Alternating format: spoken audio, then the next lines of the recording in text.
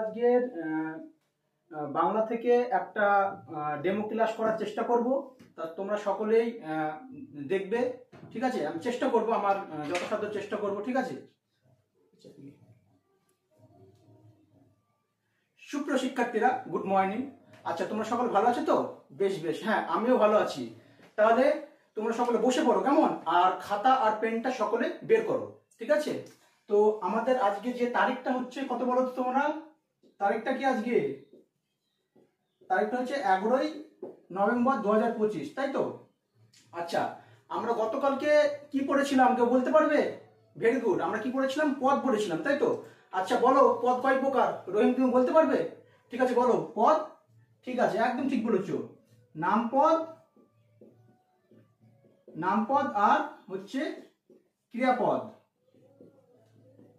তাই তো? আমরা কালকে পদ পড়েছিলাম, নামপদ আর ক্রিয়াপদ। আচ্ছা, আজকে বলো তো নামপদের সঙ্গে ক্রিয়াপদের সম্পর্কে আমরা কি বলবো? নামপদের সম্পর্কে আর ক্রিয়াপদ সম্পর্কে আমরা বলবো কারক, ঠিক আছে? আমরা কি বলবো? কারক।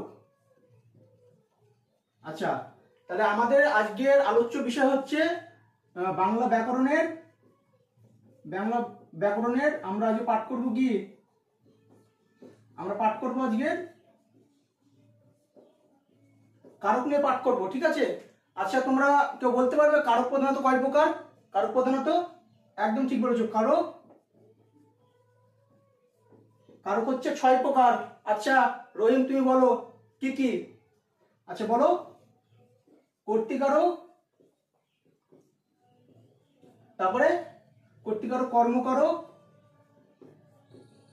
তারপরে করণকারক, আরো 3টে আছে, বলো বলো, ঠিক হচ্ছে তো? বলো। সম্প্রদানকারক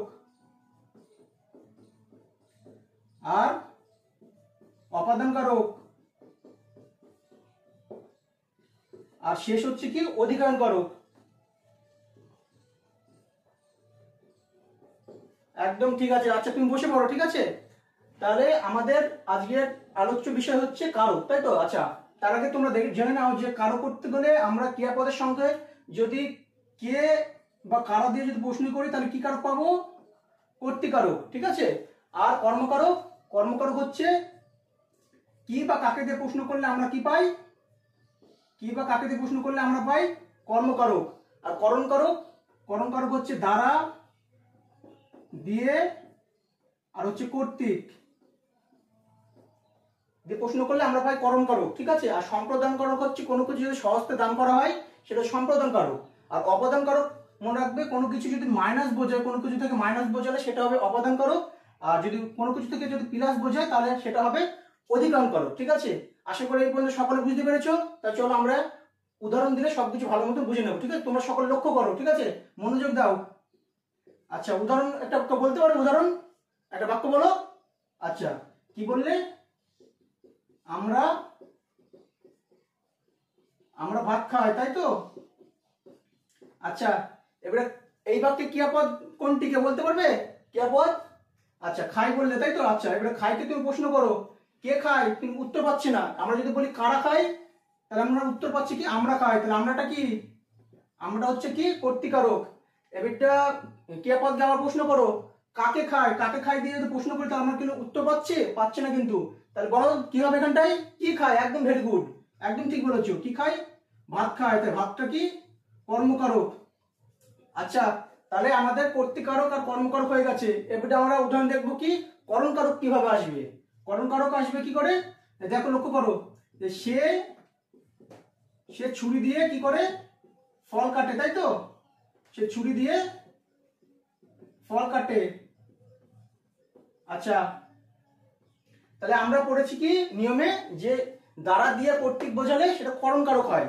তাহলে আমরা কি বলবো এখানটায়? যে কি দিয়ে কাটে? ছুরি দিয়ে কাটে। তো ছুরিটা কি এখানটায়? করণকারক, ঠিক আছে? এই পর্যন্ত সকল ক্লিয়ার? আচ্ছা, তাহলে আমরা দেখবো এটা কি অপাদান কারকটা দেখবো আর অধিকরণ কারকটা। আর সম্প্রদান কারকটা যদি সহজতে কোনো কিছু দান করা হয় সেটা হচ্ছে সম্প্রদান কারক, যেরকম ভিক্ষুককে ভিক্ষা দাও, ঠিক আছে? আচ্ছা, অপাদান কারকের একটা উদাহরণ দেখি আমরা, যে গাছ থেকে পাতা পড়ে। আর আরেকটা উদাহরণ দেখবো আমরা কি? গাছে পাতা আছে।